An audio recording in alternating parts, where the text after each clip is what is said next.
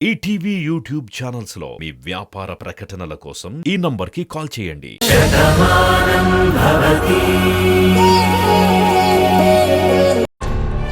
ఏంటి నాన్న, పగలు ప్రతీకారాలు ఏంటి?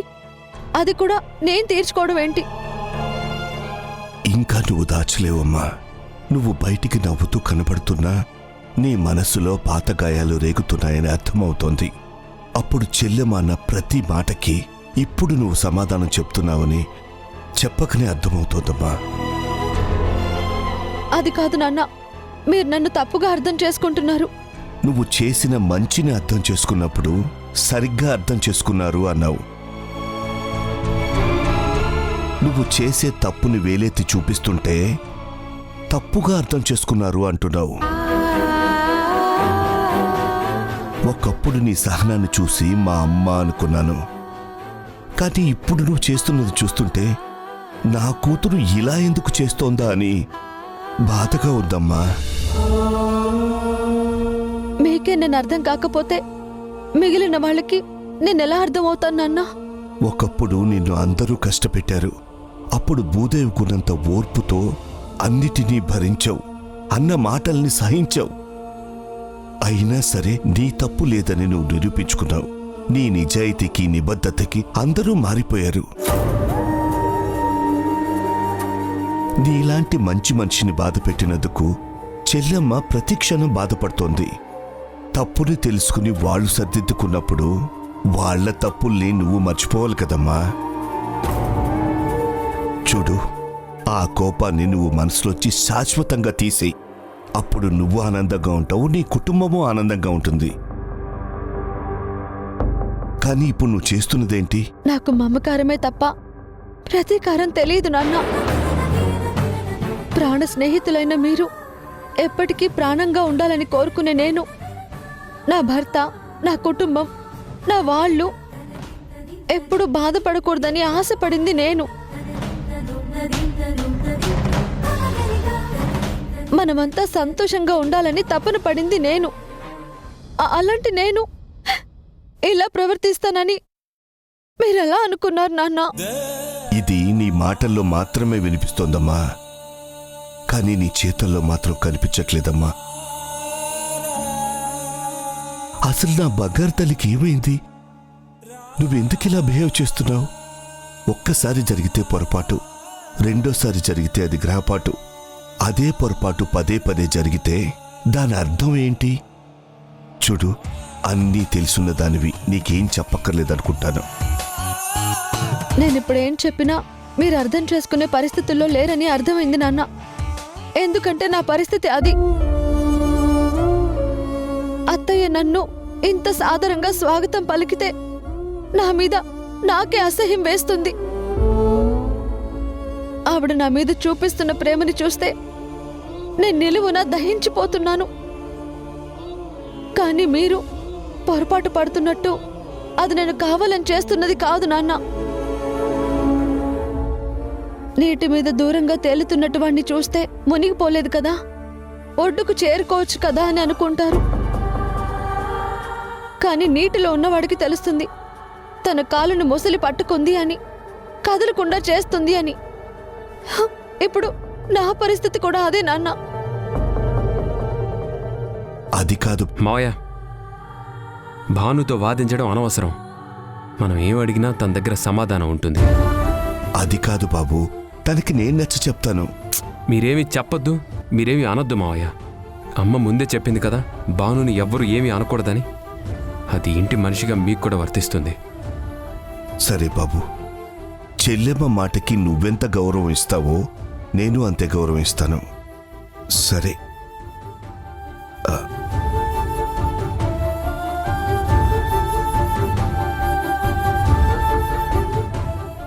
ఏమండి,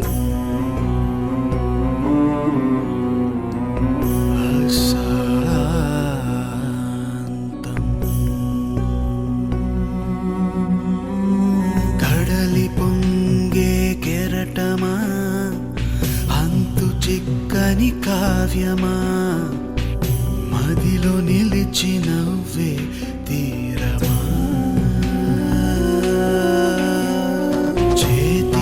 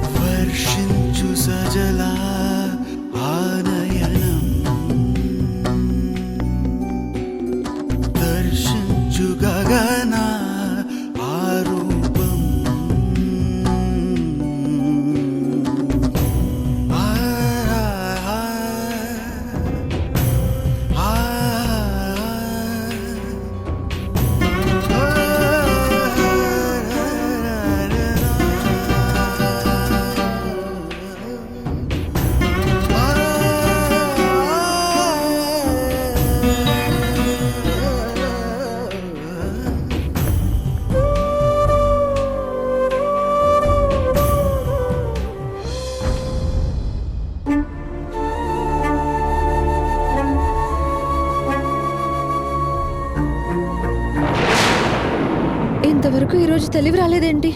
అత్త ఏమనుకుంటారు? అందరూ కాఫీలు తాగారో లేదో?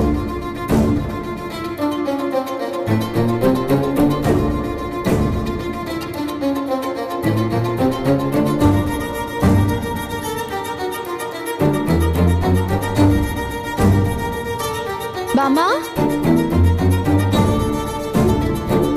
బామ్మా, యావండి, యావండి, అత్తయ్య, ఏంటి ఇంట్లో ఎవరు లేరు? అందరూ ఎక్కడికి వెళ్ళిపోయారు?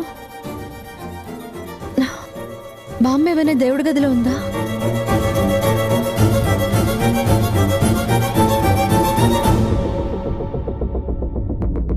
చాందిని, నువ్వు ఉన్నావా?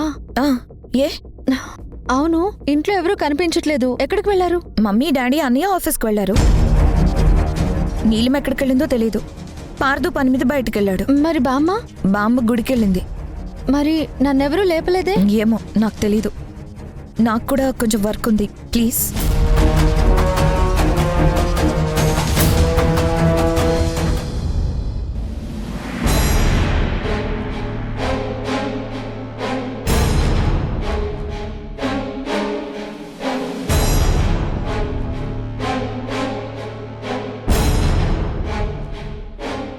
భాను కోపం ఎప్పటికి చల్లారుతుంది? తను చేస్తున్న ప్రవర్తన బట్టి అర్థమవుతోంది. అప్పుడు నేను తనని ఎంత బాధ పెట్టానో. అయినా సరే అప్పుడు ఎంతో సహనంతో భరించిన భాను ఇప్పుడిలా కోపాన్ని ప్రదర్శిస్తోంది అంటే నమ్మబుద్ధి కావడం లేదు. నిజంగా ఇది కావాలని చేస్తుందా, లేదా తన వెనకుండి ఎవరైనా ఫోర్స్ చేయిస్తున్నారా? ఒకవేళ భాను ఈ విషయం చెప్పలేక బాధపడుతుందా?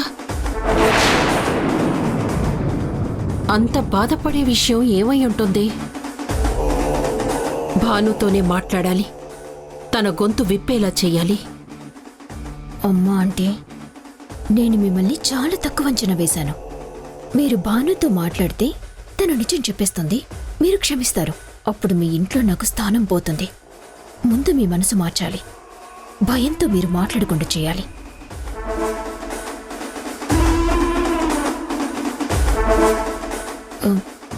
ఏంటండి అంతలా ఆలోచిస్తున్నారు?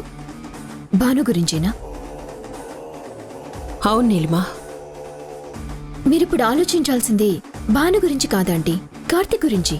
భాను కార్తీక్ వేరు కాదు నీలిమా, వాళ్ళిద్దరూ ఒకటే. భాను సంతోషంగా ఉంటే కార్తీక్ ఆనందంగా ఉంటాడు. భాను బాధపడితే కార్తీక్ బాధపడతాడు. వాళ్ల బంధమేంటో తెలిసాక కూడా నువ్విలా ఎలా మాట్లాడుతున్నావు? మీరన్నది నిజమే ఆంటీ. కార్తీక్ మనసు నిండా భానుయే ఉంది. భాను అంటే తనకి పిచ్చి ప్రేమ ఉంది. మీ అందరికీ భాను అంటే చాలా గౌరవం కూడా ఉంది. కానీ అంత అభిమానం భానుకి మీ మీదుందా? లేదంటీ, భానుకి మీరెవరన్నా ఇష్టం లేదు. అది తన చర్యల్లోనే స్పష్టంగా కనిపిస్తుంది. తప్పు నీలిమా. భానుకి మేమంటే ఇష్టం లేకపోతే నేనన్ని మాటలంటే పడవలసిన అవసరం తనకేముంది?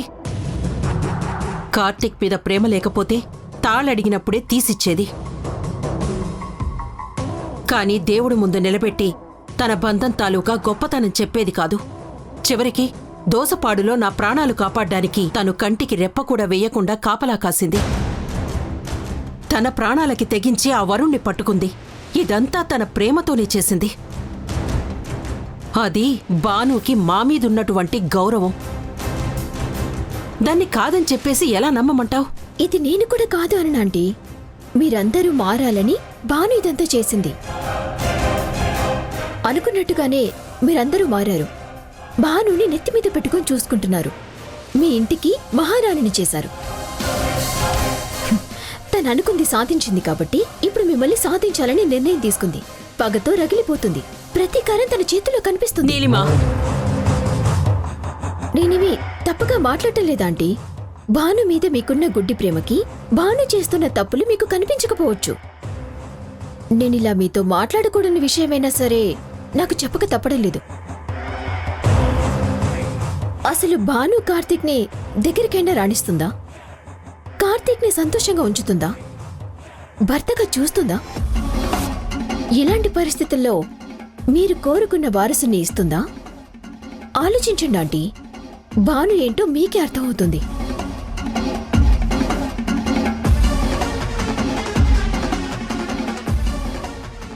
అమ్మయ్యా, నేననుకున్న పని పూర్తయింది. ఇంకిప్పుడు భాను ఎందుకలా ప్రవర్తిస్తుంది అనే ఆలోచన మానేసి కార్తీక్తో హ్యాపీగా ఉందా లేదా అని ఆలోచిస్తుంది.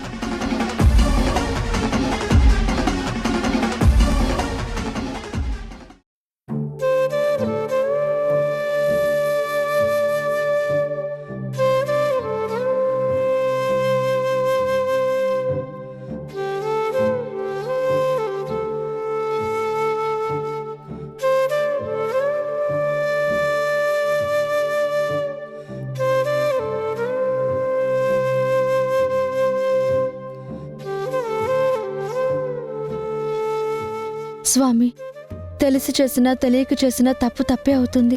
తప్పు చేసిన వాళ్ళకి శిక్ష పడాలి, కానీ నాకు శిక్ష పడలేదు. నేను ఎన్ని తప్పులు చేస్తున్నా ఎవరూ నన్ను ఒక్క మాట అనడం లేదు. నా మీద కోపాన్ని పెంచుకోవడం లేదు. ఒకవేళ మనసులో బాధ ఉన్నా అది నా ముందు చూపించడం లేదు. అంత ప్రేమగా వాళ్ళు నన్ను క్షమిస్తుంటే నేను భరించలేకపోతున్నాను. కనీసం అత్తయ్య అయినా ఇంటికి రాగానే తిట్టున్నా లేదా లాగిపెట్టి చంప మీద కొట్టుంటే నేను చేసిన దానికి శిక్ష పడింది అని సరిపెట్టుకుని ఉండేదాన్ని. కాని అత్తయ్య ఆ పని చేయలేదు సరికదా. నన్నెవరూ ఏమీ అనకూడదని అందరి ముందు హెచ్చరించారు.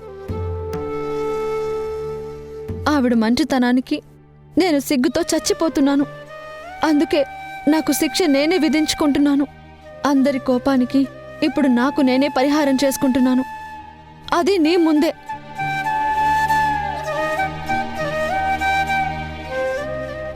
ఎందుకంటే రక్షించినా నువ్వే, శిక్షించినా నువ్వే.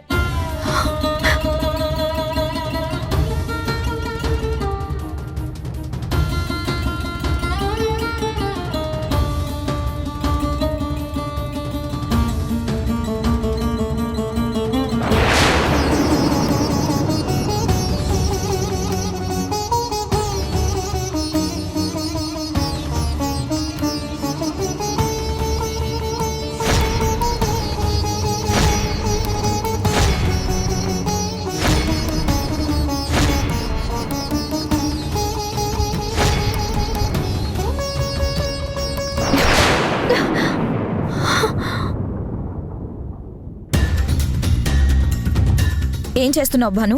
చేసిన తప్పులకి నన్ను నేను శిక్షించుకుంటున్నాను. తప్పులు చేయడం ఎందుకు? మళ్ళీ ఇలా నాటకాలు ఆడడం ఎందుకు? ఎవరిని నమ్మించాలని? ఎవరినో నమ్మించాలని కాదు, నా మనశ్శాంతి కోసం. నీ వల్ల ఇంట్లో శాంతి ఉంటే నువ్వు మనశ్శాంతిగా ఉండేదానివి. కానీ ఇప్పుడు నువ్వు అలా చేయడం లేదు. కావాలని ఏదో ఒక సమస్యను సృష్టిస్తున్నావు. అందరికీ మనశ్శాంతి లేకుండా చేస్తున్నావు. నువ్వెన్ని తప్పులు చేసినా మా మమ్మీ ఎందుకు క్షమిస్తుందో అర్థం కావడం లేదు. మమ్మీ అలా మారిపోవడం చూసి మా అందరికీ ఆశ్చర్యంగా ఉంది. కానీ నువ్విలా ప్రవర్తించడం చూసి మా అందరికీ చాలా షాకింగ్గా ఉంది. మా మమ్మీని మార్చావని ఆనందపడాలో, నీ వల్లే ఇప్పుడు మమ్మీ బాధపడుతుందని బాధపడాలో అర్థం కాని పరిస్థితి వచ్చింది. నాకు తెలుసు చాందిని, నా వల్ల అత్తయ్య అయినా మీరందరూ బాధపడుతున్నారని నాకు తెలుసు. కానీ ఇదేది నేను కావాలని చేస్తున్న పని కాదు. అనుకోకుండా జరిగిందని అనుకోమంటావా? ప్రతిసారి పొరపాటే అవుతుందని సరిపెట్టుకోమంటావా? పొరపాటు ఎలా ఉంటుందో, కావాలని చేస్తే ఎలా ఉంటుందో తెలియని అమాయకులు ఎవరూ ఇక్కడ లేరు భాను. మమ్మీ బయటికి చెప్పకపోయినా తనలో తను చాలా బాధపడుతుంది.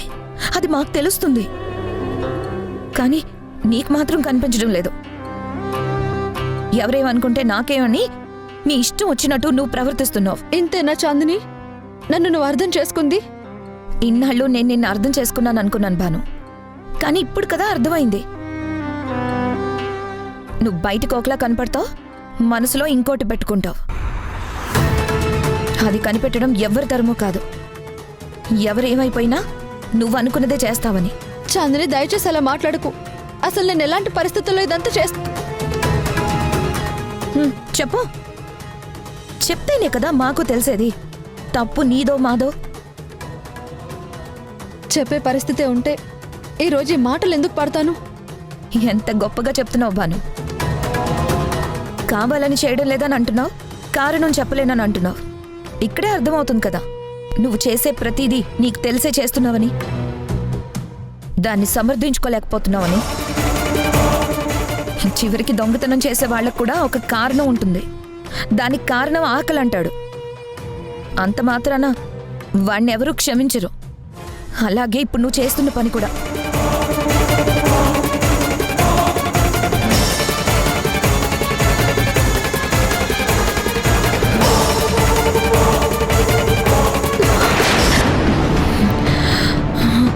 అయ్యో చాందిని, చాందిని,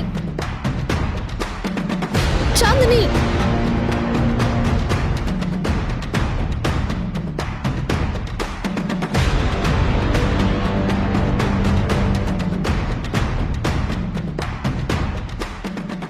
ఏమైంది?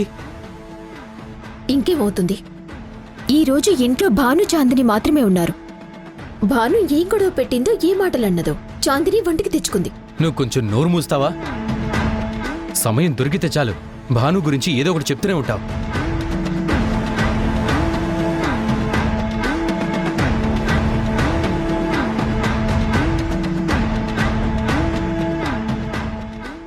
లేదులే మనవడా, వీళ్ళిద్దరూ ఏదో గొడవ పడ్డారంట. ఆ గొడవలోనే కళ్ళు తిరిగి పడిపోయిందంట. గుండించి వచ్చేసరికి బాను నాకు ఈ మాట చెప్పింది.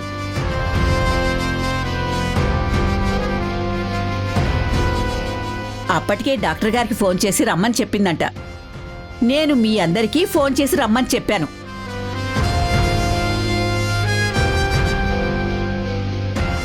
నా తప్పేం లేదన్నయ్య. నేను చాందిని బాధ పెట్టేలా ఏం అనలేదు. కాకపోతే నిన్న జరిగిన దాని గురించి నా మీద కోపం పెంచుకుంది. ఆ క్రమంలోనే నేనెంత చెప్పినా వినకుండా నా మీద గట్టిగా అరిచింది. అంతలోనే కళ్ళు తిరిగి పడిపోయింది. అంతేకాని నేను నిజంగా చాందిని ఏమీ అనలేదు. చచ్చా, నువ్వు ఏదో అన్నావని కాదమ్మా. చాందినికి ఇలా జరిగిందనేసరికి ఎందుకో భయం వేసింది. అయినా అలా ఎలా పడిపోతుంది? నువ్వు మరీ పార్థు, భాను మాటని నమ్ముతున్నావు కానీ ఇంకెవరి మాటని పట్టించుకోవా? ఎవరి మాట నమ్మాలి? నీ మాట నమ్మాలా? వాళ్ళు గొడవ పడ్డం నువ్వు చూసావా? భాను చాందిని తిట్టడం నువ్వు విన్నావా?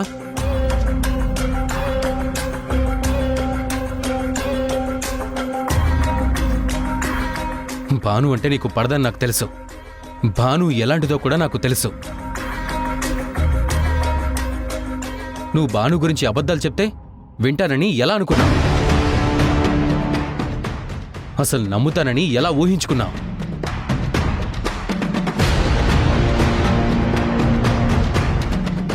చూడు పార్థు, మాట పెరిగితే అది గొడవకి దారితీస్తుంది. ఇప్పుడు ఇంట్లో గొడవలొద్దు. భాను తప్పు చెయ్యదు అని మనకు తెలుసు. కానీ చాందిని ఎందుకు పడిపోయిందో చెక్ చేసొచ్చాక డాక్టర్ చెప్తారు. అంతవరకు అందరం కాస్త ఓపిగ్గా ఉందాం.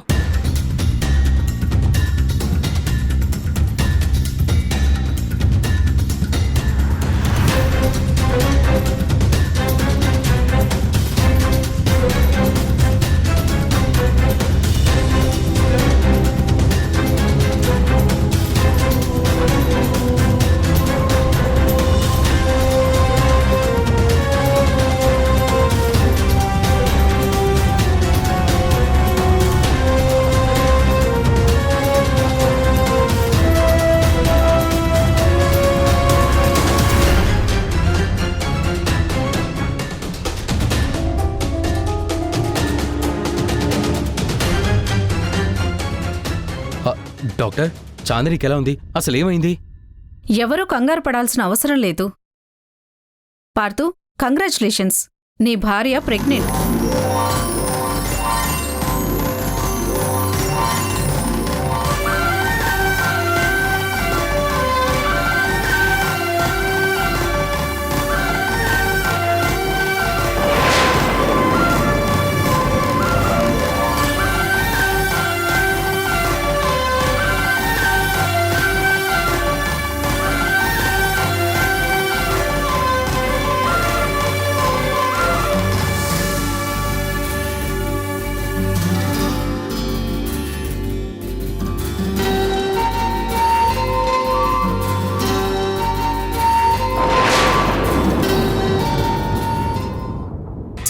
తల్లి కాబోతుంది. మీ అన్నయ్య శివ మీద కోపం ఆంటీకి ఇప్పటికీ తగ్గలేదు. ఇప్పుడు నేను వెళ్ళి ఆంటీ నీ కొడుకుని చంపిన శివాయే ఈ పార్థు అని, ఆ రూపానికి ప్రతిరూపాన్ని మీ కూతురు మోస్తుందని చెప్పానే అనుకో, మీరు ప్రేమించే మీ అత్తయ్య పరిస్థితి ఏమవుతుంది? ఆ కోపంలో మీ అన్నయ్యనైనా చంపుతుంది, లేదా తనని తానే చంపేసుకుంటుంది. నీలిమా నీలిమా నీలిమా!